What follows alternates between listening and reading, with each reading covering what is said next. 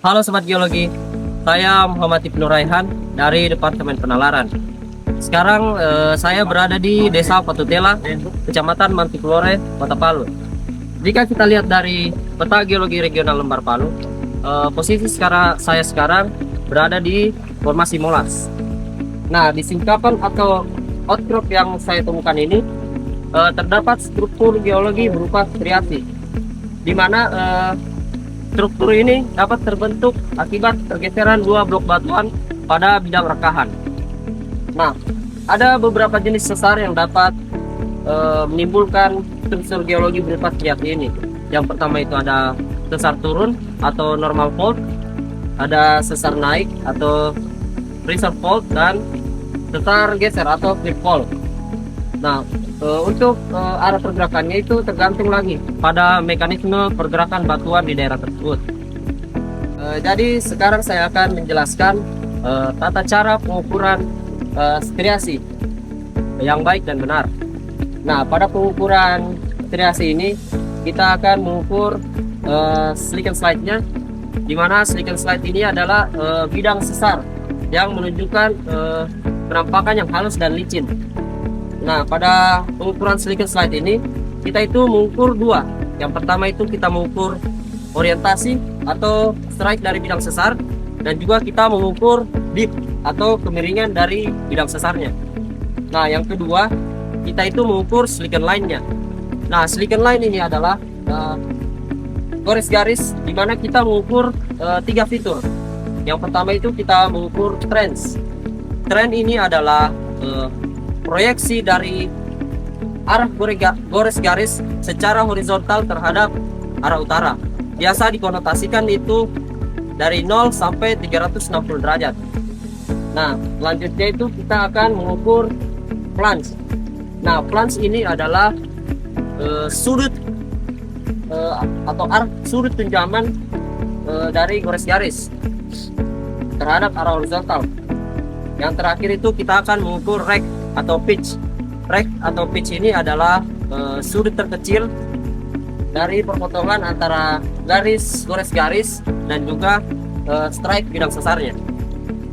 Baik teman-teman, sekarang kita langsung masuk ke pengukuran yang pertama, yaitu pengukuran slick and slide atau struktur bidangnya. Di slick and slide ini kita akan mengukur yang pertama itu adalah strike dari bidang sesarnya. Pertama-tama itu kita mencari dulu bidang yang paling mewakili. Kita cari bidang yang paling rata, yang paling nyaman, supaya kita menempelkan bidang bantu kita. Di sini saya rasa paling rata ya. Kita tempel bidang bantu di sini. Nah, setelah kita tempel, kita akan mencari garis atau garis orientasi dari bidang sesarnya. Caranya itu di skala kompas ini kita nolkan dulu di skala yang biasa kita pakai untuk pengukuran dip atau besaran kemiringan. Nah, setelah kita nolkan, kita tempel sisi west ke bidang bantu. Setelah kita tempel sisi west, kita putar-putar sampai nivo bulatnya itu masuk ke tengah-tengah nivo tabung, sampai gelembungnya masuk ke tengah-tengah nivo tabung, teman-teman. Nah, bisa dilihat teman-teman, gelembungnya itu sudah masuk ke tengah-tengah nivo. Setelah masuk, kita garis.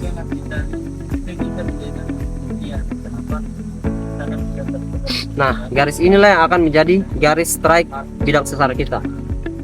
Setelah kita mendapat garis strike bidang sesar, usahakan bidang bantunya ini tidak bergerak ya teman-teman. Kita akan menentukan arah dipnya itu kemana, arah kemiringannya.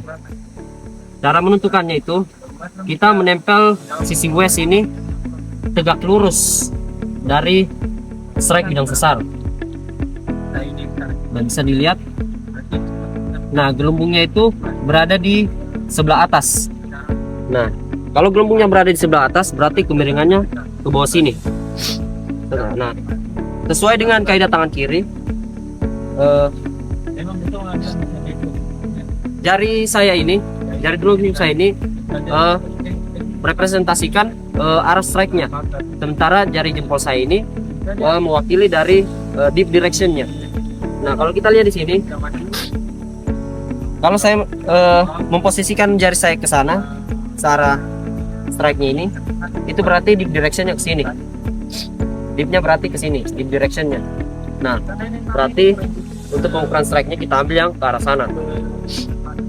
Nah, untuk pengukuran strike-nya, kita itu menempel sisi is dari kompas ke garis strike yang kita garis tadi.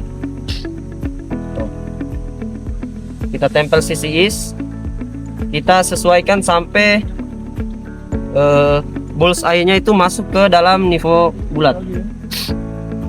Nah, bisa dilihat teman-teman, bullseye-nya itu sudah masuk ke dalam nivou bulat. Nah, kita baca jarum north-nya. Jarum north-nya itu menunjukkan N 130 derajat is. Nah, setelah kita dapat nilai dari strike bidang sesar, sekarang kita akan mengukur kemiringan atau dip dari bidang sesarnya. Nah, caranya itu sangat simpel teman-teman. Sisi west-nya ini kita tempel tegak lurus dari garis strike bidang sesar tadi. Seperti ini. Kita tempel sisi west. Kita putar-putar pengungkit di belakang ini sampai nivou bulatnya masuk ke dalam tabung, teman-teman.